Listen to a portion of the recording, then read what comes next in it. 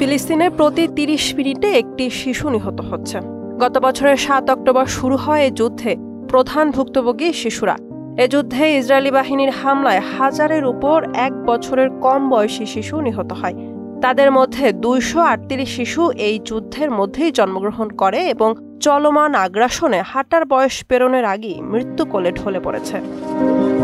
যুদ্ধ শুরু হওয়ার কয়েক সপ্তাহের মধ্যে জন্মগ্রহণ করে যমজ ২ ভাই ওয়াসাম এবং নাইম আবু আনজা। চলমান যুদ্ধেই মারা যায় এই ২ ভাই।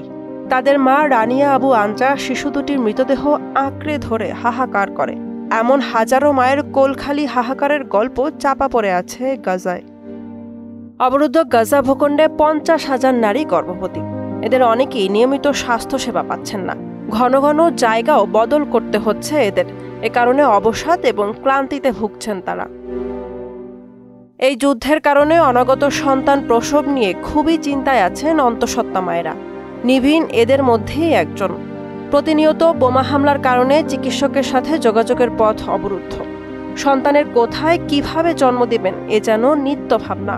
নিভিনের মতোই অন্তঃসত্ত্বা নারীদের। কোনো নারী টেস্ট টিউব বেবির জন্ম পদ্ধতি গ্রহণ করেছেন। তাদের অনেকেই গর্ভপাতের শঙ্কায় আছেন। দিনরাত বোমা বিস্ফোরণের শব্দ তাদের ভয়কে আরও বাড়িয়ে দিচ্ছে। শীতের মৌসুমে হাইপোথার্মিয়াতে শিশু মৃত্যুর সংখ্যা আরও বেড়ে চলছে। উল্লেখ্য, ইসরায়েলি আগ্রাসনে নিহত ২/৩ নারী এবং শিশু। বুশরাত জাহান, মোহনা ডিজিটাল।